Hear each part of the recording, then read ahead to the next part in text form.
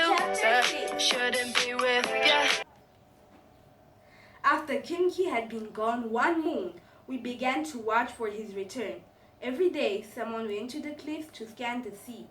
Even on stormy days we went, and on days when fog shrouded the island. During the day, there was always a watcher on the cliff, and each night, as we sat around our fires, we wondered if the next sun would bring him home. But the spring came and left, and the sea was empty. Kimki did not return. There were few storms that winter, and rain was light and ended early. This meant that we would need to be careful of water.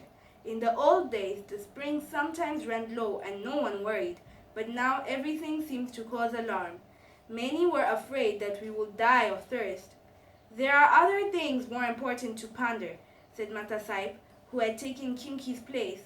Matasaip meant that Aleuts, for it was now the time of the year when they had come before. Watchers on the cliff began to look for the red sails, and a meeting was held to plan what to do if the Aleuts came. We lacked the men to keep them from landing or to save our lives if they attacked us, which we were certain they would. Plans were therefore made to flee as soon as the ship was sighted. Food and water were stored in canoes, and these were hidden on the rocks at the south end of the island. The cliffs were steep here and very high, but we wove a stoop rope of bull kelp and fastened it to rocks at the top of the cliff, so that it hung to the water. As soon as the Aleut ship was sighted, we could all go to the cliff and let ourselves down, one at a time. We would then leave in our canoes for the island of Santa Catalina.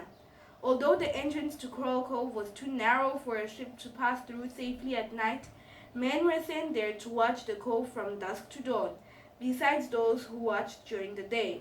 Shortly afterwards, on a night of a fine moon, one of the men came running back to the village. Everyone was asleep, but his cries quickly awakened us. "The Aleuts!" he shouted. "The Aleuts!" It was news we expected. We were prepared for it, yet there was much fear in the village of Galasat. Matasaip strode from hut to hut, telling everyone to be calm and not to lose time packing things that would not be needed. I took my skirt of yucca fiber, however, for I had spent many days making it and it was very pretty, and also my otter cape. Quietly we filed out the village along the trail that led towards the place where our canoes were hidden. The moon was growing pale and there was a faint light in the east, but a strong wind began to blow. We had gone no farther than a half-league when we were overtaken by a man who was given the warning. He spoke to Matasaip, but we all gathered around to listen. "I went back to the cove after I gave the alarm," he said. "When I got there, I could see the ship clearly. It is beyond the rocks that guard the harbor. It is a smaller ship than the one which came belonged to the owlets. The sails are white instead of red." "Could you see anyone?" Matasaip asked. "No. It is not the same ship which was here last spring, is it?" "No." Matasaip was silent, pondering the news. Then he told us to go on to where the canoes were and wait for him, for he was going back.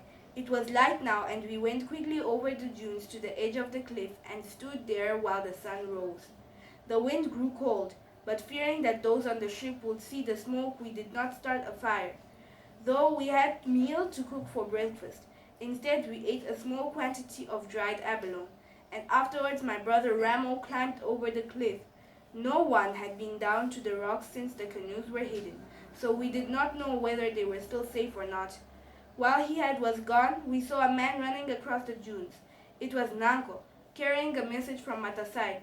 He was swearing in spite of the cold, and he stood trying to catch his breath. We all waited, urging to talk, but his face was happy and we knew that he brought good news. "Speak!" everyone said in a chorus. "I have been running for more than a league," he said. "I cannot talk." "You are talking," someone said. "Speak, Nanko, speak!" cried many voices. Nanko was having fun with us. He threw out his chest and took a deep breath. He looked around at the circle of faces as if he did not understand why everyone was staring at him. "The ship," he said at last, saying the word slowly, "does not belong to our enemies, the Aleuts. There are white men on the ship, and they have come from the place where Kimki went when he left our island. Has Kimki returned? An old man broke in. No, but it is he who saw the white men and told them to come here. What do they look like? Ulape asked. Are there boys on the ship? Asked Ramo, who had come back with his mouth full of something. Everyone seemed to be talking at once. Nanko made his face stern, which was hard for him to do because his mouth had been cut in the battle with the Alus, and ever since it has always seemed to smile. He held up his hand for silence. The ship has come for one reason, he said, to take us away from Galasat. To what place? I asked. It was a good news that the ship did not belong to the Alus, but where will the white men take us? I do not know to what place, he said. Kimki knows, and he has asked the white men to take us there. Saying no more, Nanko turned back, and we followed him. We were fearful of where we were going, yet we were happy too. I know And now, I'm just a chapter loser. Shouldn't be